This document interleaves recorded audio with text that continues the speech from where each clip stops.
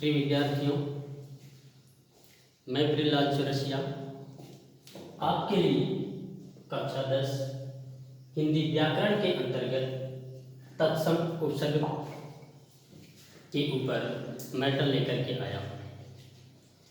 मैं उपसर्ग के ऊपर 2 वीडियो अपलोड कर चुका हूँ। यदि आपने हमारा पिछला वीडियो नहीं देखा है तो इसे देखने की कृपा करें। प्रिय विद्यार्थियों, तत्सम उपसर्गों में से 2 उपसर्ग के विषय में हम पढ़ चुके हैं। आज हमारा तीसरा उपसर्ग होगा अप उपसर्ग।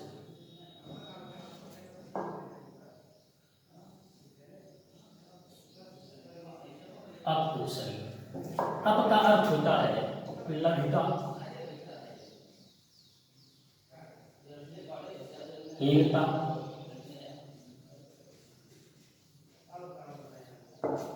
बुरा, अभाव, विपरीत और विरोध।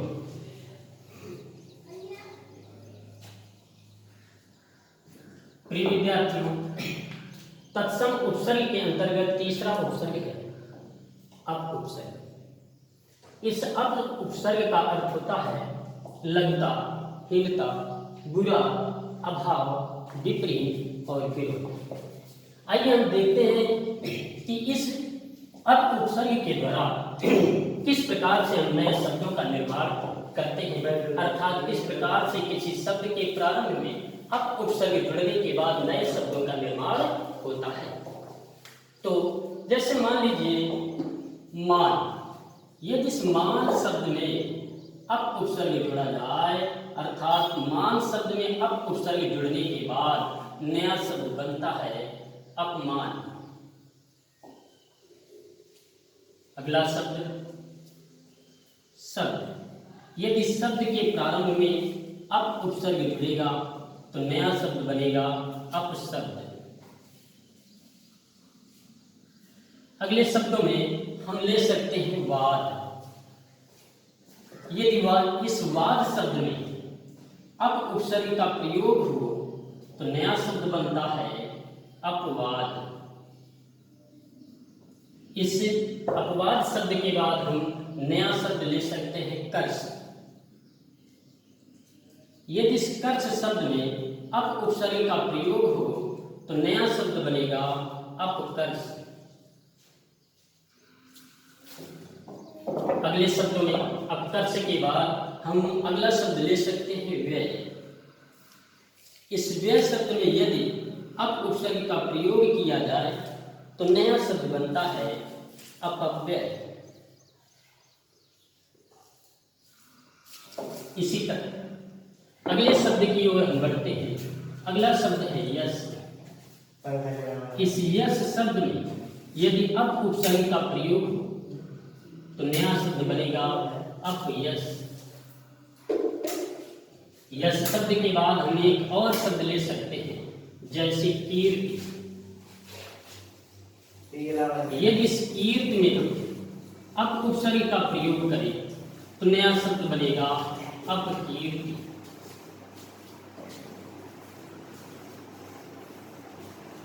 अगले शब्दों में जैसे हम ले सकते हैं प्रयोग।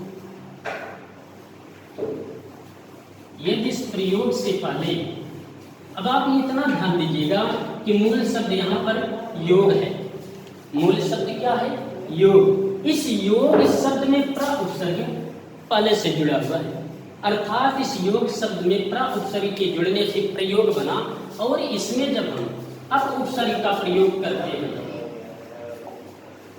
तो यह नया शब्द बनता है अपप्रयोग। कहने का तात्पर्य है कि इसमें 2 उपसर्ग, एक तो अप है और दूसरा प्र उपसर्ग आता है। तो अप और प्र 2 उपसर्गों के योग से अपप्रयोग शब्द का निर्माण होता है। अगला शब्द शकुन ले सकते हैं। यदि शकुन में अप उपसर्ग का प्रयोग हो, अर्थात प्रयोग किया जाए तो नया शब्द बनता है अपशकुन।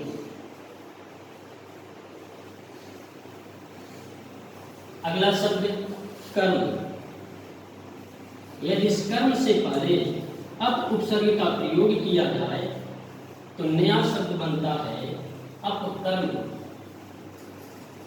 इसी कर्म से पहले यदि अ उपसर्ग का प्रयोग किया जाए तो नया शब्द बनेगा अकर्म।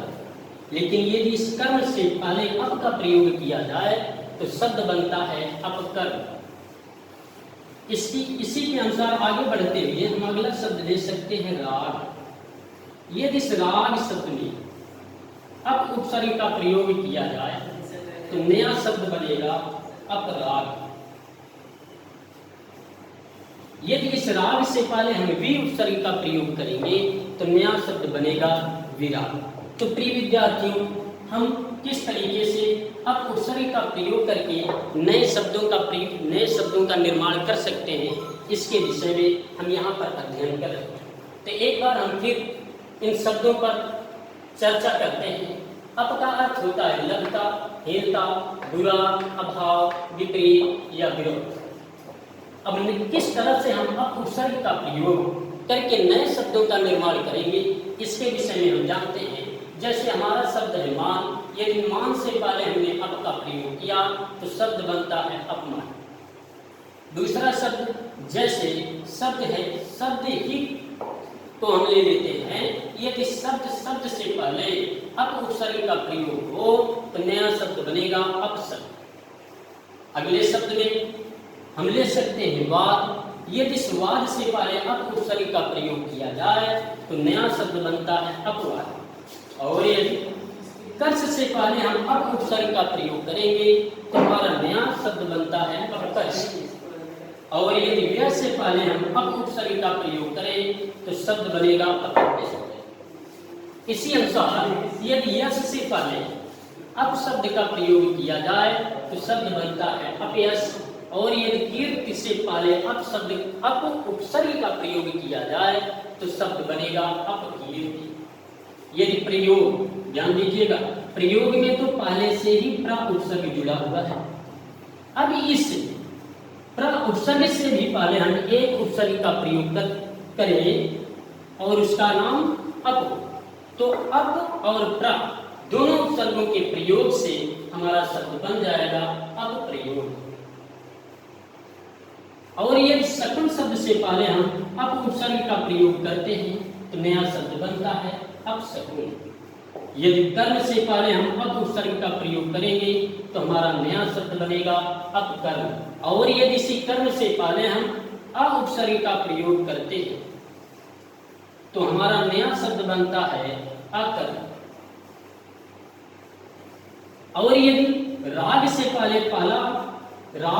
पहले अप उपसर्ग का प्रयोग किया जाए तो नया शब्द बनेगा अराग, अपराग। और यदि इसी राग से पहले हम वी उपसर्ग का प्रयोग करेंगे तो हमारा शब्द जो नया बनेगा वह बनेगा विराग। तो प्रिय विद्यार्थियों, हम इस प्रकार से देख चुके हैं अर्थात पढ़ चुके हैं कि किस तरह से हम अप उपसर्ग के प्रयोग के द्वारा नए शब्दों का निर्माण करते हैं। आइए हम दूसरे उपसर्ग की ओर चलते हैं, अर्थात अगले उपसर्ग की ओर चलते हैं।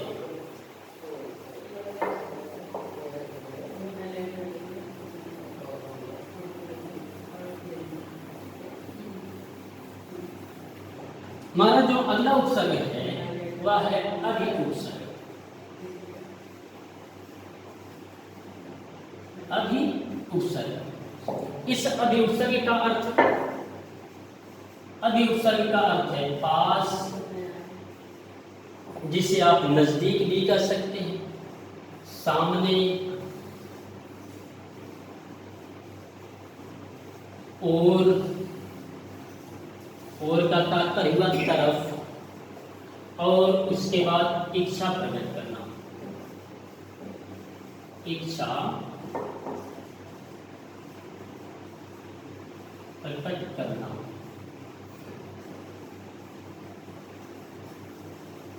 तो प्रिय विद्यार्थियों, अभि उपसर्ग का अर्थ होता है पास, सामने, और या इच्छा प्रकट करना।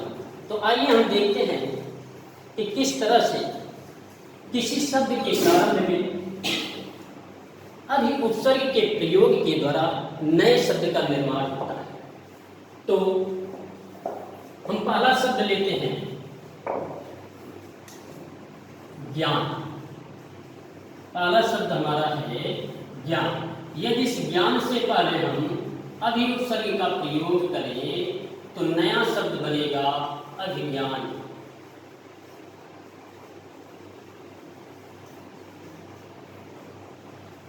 अगला शब्द भावक। यदि इस भावक शब्द से पहले अभि उपसर्ग का प्रयोग किया जाए तो नया शब्द बनता है अभिभावक। और यदि यान से पहले अभि उपसर्ग का प्रयोग हो तो नया शब्द बनेगा अभियान। और अगले शब्द में मान। यदि मान से पहले अभि उपसर्ग का प्रयोग किया जाए तो शब्द बनता है अभिमान।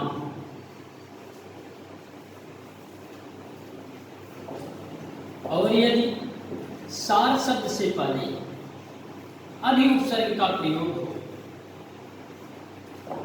तो नया शब्द बनता है अभिसार।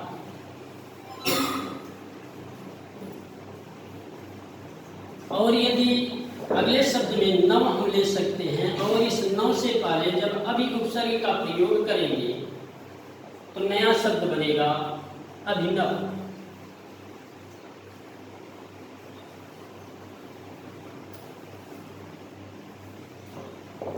अगले शब्दों में हम अगला शब्द लेते हैं सा। यदि इससे पहले हम अभि उपसर्ग का प्रयोग करें तो नया शब्द बनेगा अभिशाप।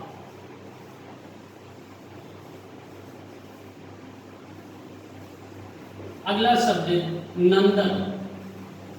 यदि इस नंदन में अभि उपसर्ग का प्रयोग किया जाए तो नया शब्द बनता है अभिनंदन।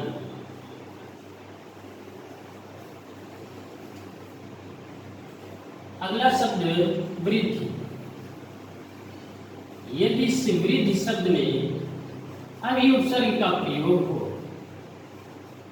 तो शब्द बनेगा अभिवृद्धि।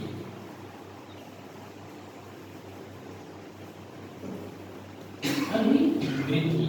और अगले शब्द में उदय। यदि इस उदय शब्द से पहले अभि उपसर्ग का प्रयोग हो तो नया शब्द बनेगा अभ्युदय। अभी अभ्युदय का निर्माण कैसे होगा इसके विषय में हम बात करेंगे। अगला शब्द जैसे मान लीजिए आगत। यदि इस आगत से पहले अभि उपसर्ग का प्रयोग किया जाए तो नया शब्द बनेगा अभ्यागत। और यदि अगला शब्द सार लें और इससे पहले अभि उपसर्ग का प्रयोग किया जाए तो नया शब्द बनेगा अभिसार।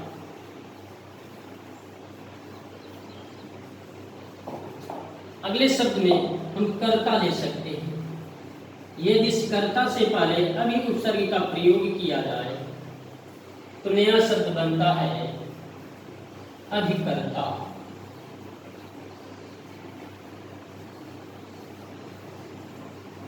प्रिय विद्यार्थियों, आप यहाँ देख सकते हैं कि ज्ञान से पहले अभी स्पष्ट रूप से दिख रहा है, भावक से पहले अभी स्पष्ट रूप से दिखा, यान से पहले अभी स्पष्ट रूप से दिख रहा है और सार से भी पहले स्पष्ट रूप से अभी उपसर्ग दिख रहा है। लेकिन आप देखेंगे तो अभ्यागत में या फिर अभ्युदय में ऐसा नहीं दिख रहा, अर्थात इनके प्रारंभ में हमें अभी उपसर्ग स्पष्ट रूप से नहीं दिख रहा है। तो हम इनको पहचानेंगे कैसे? आखिर इन शब्दों में अभी उपसर्ग का प्रयोग होने के बाद ये शब्द कैसे बदल गए या किस तरीके से इनका निर्माण अलग अर्थात दूसरे वर्णों के रूप में परिवर्तन हो रहा है, इसके विषय में हम जानते हैं। जैसे उदय, यदि उदय से पहले अभी उपसर्ग का प्रयोग किया जाए तो पहले पद के अंत में क्या मिल रहा है? छोटी ई। और दूसरे पद के प्रारंभ में क्या मिला? उ। हम पिछले वीडियो में भी इस बात को बताए थे कि यहाँ पर क्या है? पहले पद के अंत में, पहले पद के अंत में आपको छोटी ई मिलेगा। कैसे? यदि इस शब्द का निर्माण देखा जाए तो किन अक्षरों से हो रहा है? आप, धन, भा, धन, छोटी ई, अर्थात हर्ष ई। तो यहाँ पर आप देख सकते हैं कि ई स्वर अंत में आ रहा है। इस ईश्वर को जब हम भ में मेल करते हैं, अर्थात ईश्वर को जब हम भ पर मिलाते हैं तो यह मात्रा के रूप में परिवर्तित होता है, अर्थात बदल जाता है। तो यहाँ अभी में अब आप समझ गए होंगे कि किस तरीके से छोटी ई का मेल हुआ है। तो अब यहाँ पर आप ये समझिए कि ई और उ को मिला करके हमें या बनाना है। वो भी कैसे? ई के स्थान पर या होगा और उ को जब हम या में ऐड करेंगे, जोड़ेंगे तो ये यू बनेगा। किस संधि के तहत होता है? या होता है यड़ स्वर संधि के तहत। फिर से समझने की कोशिश कीजिए। यड़ स्वर संधि का नियम है कि यदि पहले पद के अंत में ई, उ, री और री आता है, उसके बाद कोई भिन्न स्वर हो, ध्यान दीजिएगा, ये क्या करता है? भिन्न स्वर की बात करता है। जब ई के बाद ई आएगा तो वह समान स्वर माना जाएगा, दीर्घ स्वर में परिवर्तित होगा वो। और जब उ के बाद उ आएगा तो वहां पर भी दीर्घ होगा, वह दीर्घ संधि के तहत आएगा। क्यों? क्योंकि ई के बाद ई समान स्वर होगा, उ के बाद उ समान स्वर होगा। तो यहाँ बात क्या की जाती है यड़ संधि में? यड़ संधि में यह बात की जाती है कि यदि पहले पद के अंत में ई है तो दूसरे पद के प्रारंभ में ई नहीं होगा, बल्कि कोई दूसरा स्वर होगा।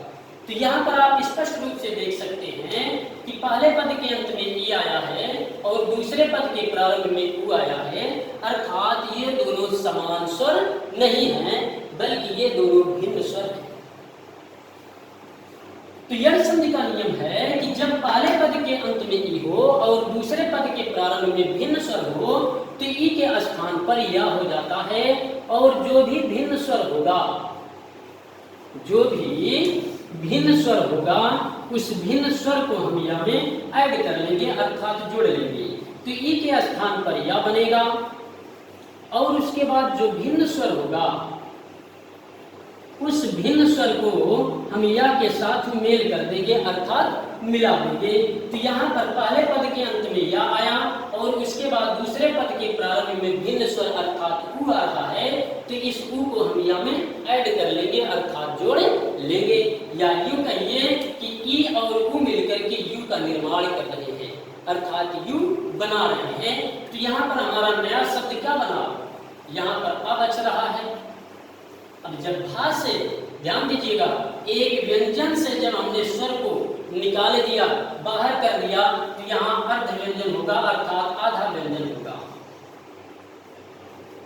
ई और उ को मिला करके हमने यू बना लिया, उसके बाद द बचा और या बचा। तो इस तरह से हमारा एक नया शब्द बनता है अभ्युदय। इसको हम इस तरीके से भी लिख सकते हैं। इसी आधार पर ध्यान दीजिएगा, इसी आधार पर जो दूसरा शब्द बनता है अभ्यागत का बनता है। आइए हम देखते हैं कि अभ्यागत शब्द का निर्माण कैसे होगा, किस प्रकार से अभिसर्ग के प्रयोग से उसमें परिवर्तन हो रहा है, बदलाव हो रहा है। जैसे अभ्यागत शब्द को हम लेते हैं, अभि, धन, आगत, इसमें भी यड़ संधि है। कैसे? पहले पद के अंत में ई मिला और दूसरे पद के प्रारंभ में आ मिला। यड़ संधि का तात्पर्य है, यड़ संधि की परिभाषा यह बताती है कि जब पहले पद के अंत में ई, उ, री और ली हो, उसके बाद कोई भिन्न स्वर हो, क्या हो? भिन्न स्वर हो, तो ई के स्थान पर या हो जाता है। तो यहाँ ई के स्थान पर क्या होगा, या होगा। और जब हम ध्यान दीजिएगा, जब ई के स्थान पर या होगा तो आगे बताया जाता है कि दूसरे पद के प्रारंभ में जो स्वर होगा उस स्वर को हम या में मिला देंगे, तो हमारा नया अक्षर क्या बनेगा, या बनेगा। क्या बन रहा है, या बन रहा है। तो देखिए, पहले पद के अंत में ई और दूसरे पद के प्रारंभ में आ, ई के स्थान पर या, और जब आ को हम इसमें मिलाएंगे अर्थात आ का मेल करेंगे तो हमारा नया अक्षर बनेगा या। तो अब यहाँ क्या बचा, आ, आधा भा, ई और आ मिलकर के या का निर्माण करेंगे अर्थात या बन जाएंगे। उसके बाद ग और ता। तो इस प्रकार से अभ्यागत शब्द का निर्माण हो रहा है। प्रिय विद्यार्थियों, इसमें भी यड़ संधि है, यड़ स्वर संधि, इसमें भी यड़ स्वर संधि है। तो इस आधार पर हम यह कह सकते हैं कि अभि उपसर्ग के प्रयोग से या अभि उपसर्ग के योग से यड़ संधि का भी निर्माण होता है। तो हमारा प्रिय विद्यार्थियों, आज का हमारा जो तत्सम उपसर्ग के अंतर्गत अब और अभी का टॉपिक था अर्थात प्रकरण था, वह यहीं पर समाप्त होता है। आपको हमारा यह वीडियो कैसा लगा कमेंट बॉक्स में अवश्य बताएं। धन्यवाद।